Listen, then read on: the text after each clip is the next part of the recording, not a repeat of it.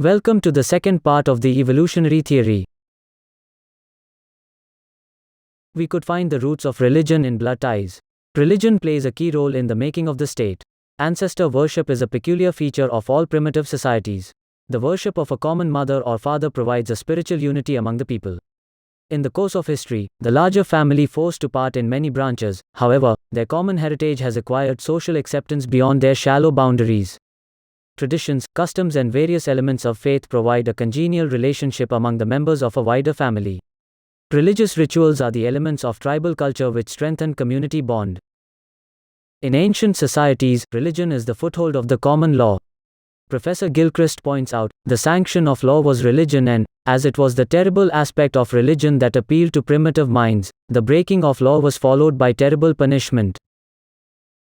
Religion provides order, obedience, and commitment which empowered persons' social responsibilities, fellowships, and spiritual unity.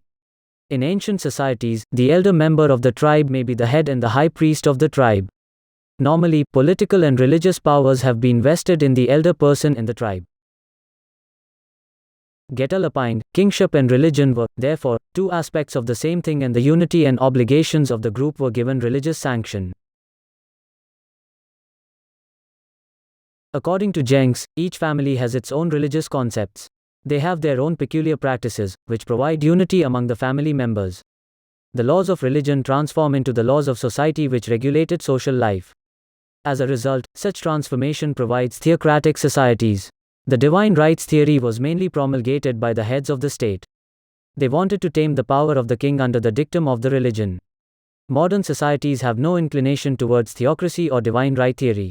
However, religion has a key role in state formation. War is another factor which contributes to the birth of the state. Jenks remarks, war begets the king. Self-defense is a natural instinct. The communities gather together to protect themselves and subdue the common enemy. For self-defense, smaller nations align together against big nations. The largest nation acquires the territories of small nations, or subdue little nations to establish empire. The face of 20th century is designed by two world wars.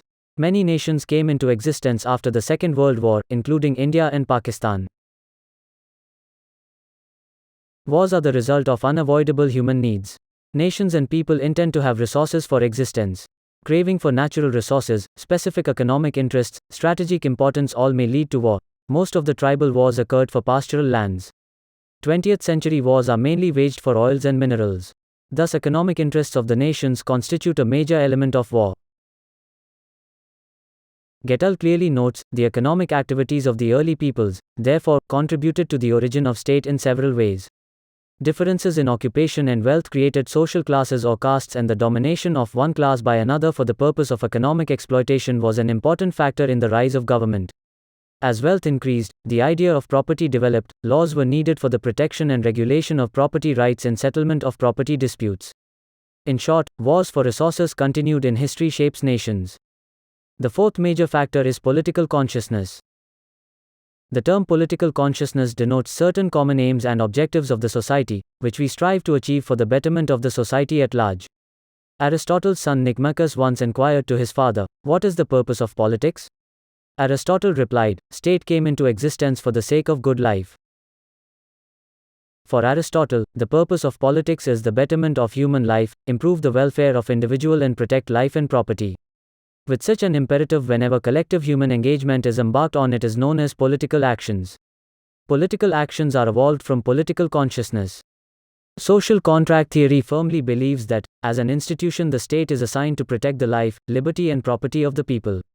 These are natural rights. If the state failed to protect them, the citizens have the right to dethrone the ruler. Historical theory critically accepts the propositions of social contract theory. Political consciousness is a key factor in the formation of state. Gilchrist said, underlying all other elements in the state formation, including kinship and religion, political consciousness is the supreme element.